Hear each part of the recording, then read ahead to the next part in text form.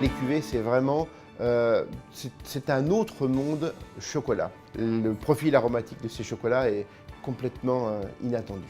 C'est du bon cacao parce qu'avant, il y a vraiment une vraie histoire de co-construction avec de l'humain qui produit la fève de cacao, ce petit joyau.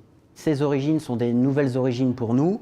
On vous les propose et ça fait partie de notre ADN Valrhona depuis des dizaines d'années, d'appuyer le développement d'origines, d'appuyer le développement de nouvelles organisations de producteurs. Eh bien, avec les cuvées du sourceur, je crois qu'on amplifie encore cette culture de la différence, ce besoin de se singulariser.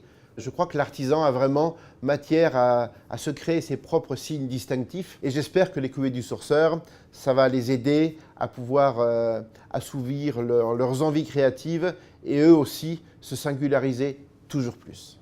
C'est vraiment une matière à expression, c'est bien plus que du chocolat noir parce qu'il a vraiment une vraie typicité. La réalité de la production, c'est vraiment oui, voilà, quelque chose de familial à petite échelle. On fait très attention effectivement à la façon dont les producteurs gèrent leur plantation. Il faut s'entendre et il faut partager des valeurs, une philosophie. Quand on parle aux producteurs du cacao, qu'est-ce qu'il faut pour produire un bon cacao, on a parfois des remarques comme « sans amour, le cacao ne pousse pas ».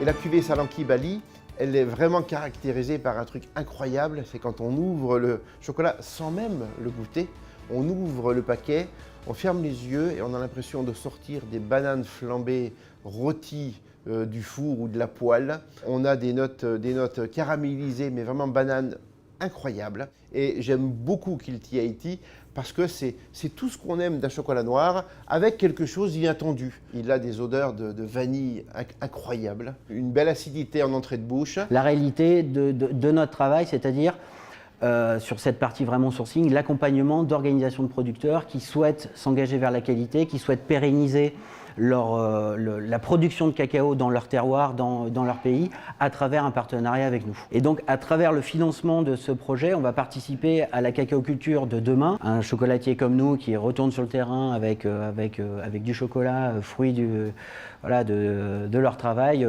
c'est pas courant. Donc ça fait partie aussi des plus de notre vision de la relation, du partenariat, du long terme et de la transparence.